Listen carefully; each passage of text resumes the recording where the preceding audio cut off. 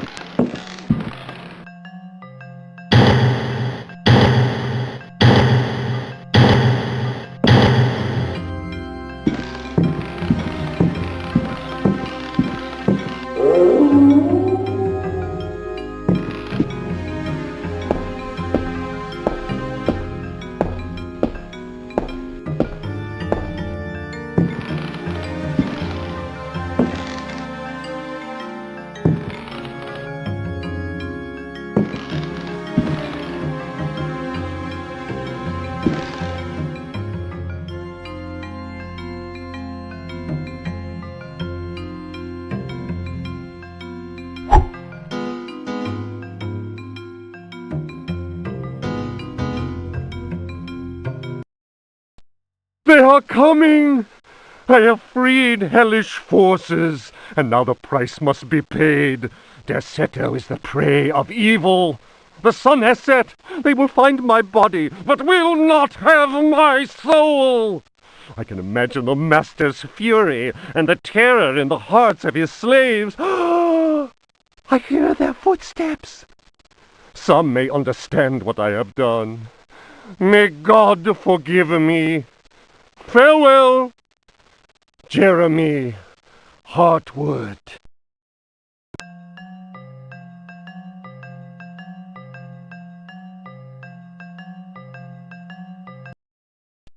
Fragment of the Myth of the Golden Fleece. Translation Edouard Villeban. Hesperides Publications. Then Perseus came across Ichios, who had been turned into stone. He spoke to his companions and said, "Beware of the Medusa. He who looks into their eyes is doomed to the same fate as that which befell poor Ichios, and will never more set eyes on Seriphos." "Must we go blindfolded?" asked Eumolpus. "Take up your bronze shields and polish them until they flash in the sun," answered Perseus. "Fill your hearts with courage. May Artemis guide us as though we were an arrow from her quiver." But Eumolpus was not satisfied. "Why do that, Perseus?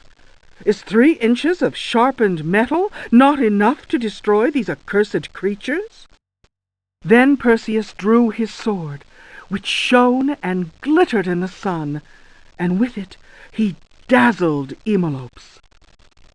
"Now what can you see?" the companions of Zeus' sons laughed. "Let us set to work, so that our shields may shine like mirrors."